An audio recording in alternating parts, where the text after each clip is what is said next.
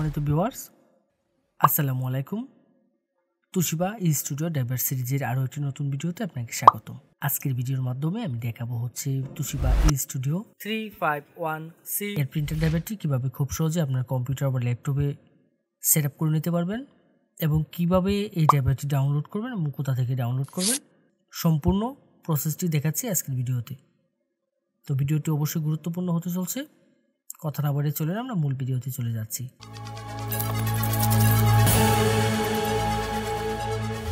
প্রথমে আমরা যে কাজটি করব, আমরা এই ড্রাইভারটি ডাউনলোড করে নেব। ডাউনলোড করার জন্য আমি চলে যাব যে কোনো একটি ব্রাউজারের সার্চ বারে গিয়ে সার্চ করব হচ্ছে softwareshopbd.com। অবশ্য আমি ভিডিও ডেসক্রিপশনে ওয়েবসাইটের লিঙ্কটি দিয়ে দেব। softwareshopbd.com লিখে সার্চ করলে ঠিক এরকম একটা ইন্টারফেস আসবে এবং এখান থেকে আমি যে কাজটি করব, আমার কাঙ্ক্ষিত মডেলের যে ড্রাইভারটি রয়েছে সেটি আমি এখান থেকে ডাউনলোড করব। দেন এই সার্চ বারে চলে যাব, এখানে গিয়ে জাস্ট আমাদের যে কাঙ্ক্ষিত মডেলটি সেই মডেলটি এখানে সার্চ করব। দেন সার্চে ক্লিক করব। ক্লিক করলে আমার এই অ্যাভেলেবেল মডেলের প্রিন্টার ড্রাইভারটি চলে আসবে আমার সামনে। এখান থেকে আমি যে কাজটি করব, জাস্ট এই লিঙ্কের উপর ক্লিক করব। ক্লিক করলে এখানে বিস্তারিত সকল ইনফরমেশনগুলো দেখার একটি অপশন পেয়ে যাব। এখান থেকে সব কিছু আমরা একটু পড়ে দেখে নেব। আশা করব আপনারা সম্পূর্ণ বিষয়টি একটু ধৈর্য সহকারে পড়বেন এখানে নির্দেশিকাগুলো। দেন এখানে ডাউনলোডের জন্য দুটি লিঙ্ক পেয়ে যাবেন। যে কোনো একটি লিঙ্কের উপর ক্লিক করব। ক্লিক করলে ঠিক এরকম ইন্টারফেস আসবে আপনার সামনে। এখানে গুগল ড্রাইভে নিয়ে যাবে এবং দেন দুটি ফাইল একসাথে মাউস ড্র্যাগ করে সিলেক্ট করে ডাউনলোড করে নেব। এখানে একটি ফাইল পেয়ে যাবো হচ্ছে পাসওয়ার্ড আর একটি হচ্ছে ড্রাইভার। তো এখান থেকে ফাইলটা জাস্ট মাউসের রাইট বাটন ক্লিক করে ডাউনলোড করে নেব। দেন ডাউনলোড এনিওয়েতে ক্লিক করব। ক্লিক করে কিছুক্ষণ অপেক্ষা করতে হবে। কিছুক্ষণের মধ্যে ডাউনলোডটি শুরু হয়ে যাবে। ডাউনলোড করার পরে আমরা যে কাজটি করব, ফাইলটিকে ওপেন করে নেব। দেন এখান থেকে ওপেনে ক্লিক করব। ক্লিক করলে ঠিক এরকম একটা ইন্টারফেস আসবে আমার সামনে। রার ফাইল রয়েছে। রার ফাইলকে আমরা যখন আনজিপ করব, যে কোনো জিপ ফাইল বা রার ফাইলকে যখন আমরা এক্সট্রাক্ট করব, তার জন্য আমরা যে কাজটি করি, নর্মালি আমরা উইন্ডার ব্যবহার করে থাকি। যদি আপনার কম্পিউটারে উইন্ডারটি না ব্যবহার করা থাকে, অর্থাৎ উইন্ডারটি যদি ইনস্টল করা না থাকে, তাহলে যে কাজটি করবেন, আপনি উইন্ডারটি ইনস্টল করে নেবেন। এর জন্য ভিডিও ডেসক্রিপশন এবং আই বাটনে উইন্ডারের লিঙ্ক দিয়ে দেবো। আপনারা ওইখান থেকে গিয়ে জাস্ট উইন্ডারটি ইনস্টল করে নেবেন। দেন যে কাজটি করব, আমরা ফাইলটাকে ওপেন করব। উইন্ডারে যখন ফাইলটা ওপেন করব, ঠিক এরকম একটা ইন্টারফেস আসবে। এখান থেকে ক্লোজ করে দেব। যাওয়ার পর ইন্টারফেসটা দেখতে ঠিক এরকম হবে। এখানে একটি ফাইল পেয়ে যাব হচ্ছে ড্রাইভার। এই ড্রাইভারে ক্লিক করব। ক্লিক করলে এখানে জাস্ট আমি ড্রাইভারটা পেয়ে যাব। তো এখানে আমার পাসওয়ার্ডটা দিতে হবে। আমি যেহেতু শুধু ড্রাইভারটা ডাউনলোড করছি, আমি এখানে পাসওয়ার্ডটি ডাউনলোড করে নেই। তো এখানে আপনারা যে কাজটি করবেন, আপনারা জাস্ট এই ডাউনলোড অপশনে গিয়ে এখান থেকে পাসওয়ার্ডটি ডাউনলোড করে নেবেন। তো দেন এখানে এই মডেলের যে ড্রাইভারটি রয়েছে, সেই ড্রাইভারে এখানে পাসওয়ার্ডটি আমি দিয়ে দিব। পাসওয়ার্ড দেওয়ার ক্ষেত্রে এখানে একটি অপশন পেয়ে যাবেন, এটি হচ্ছে শো পাসওয়ার্ড।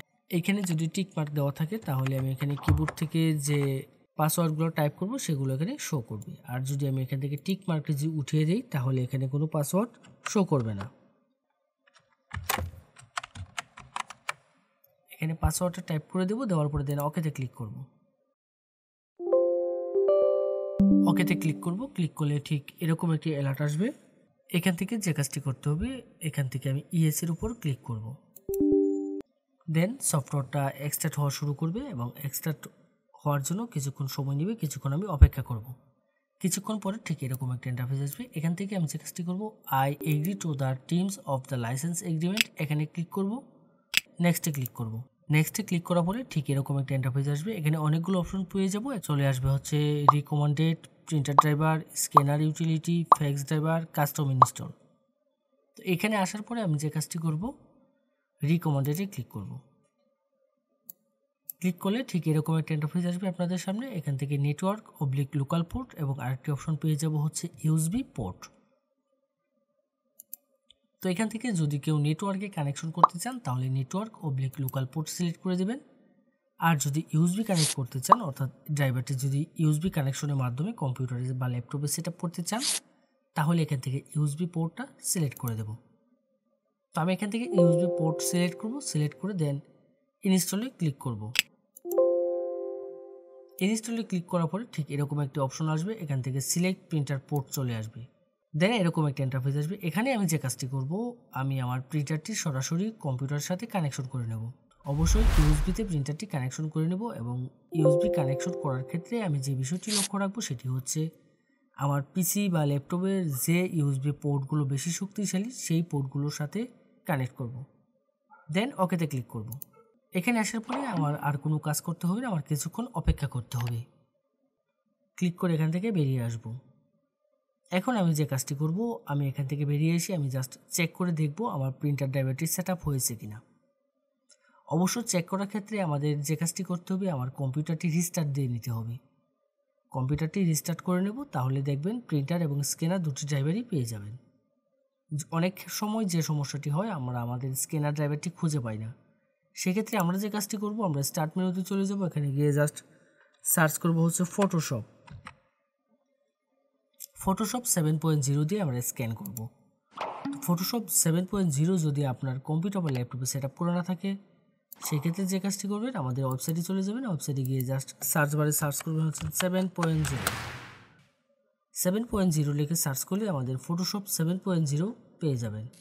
যে কোনো মডেলের প্রিন্টার ড্রাইভার এবং আপনার প্রয়োজনীয় সকল সফটওয়্যার পাবেন আমাদের ওয়েবসাইটে।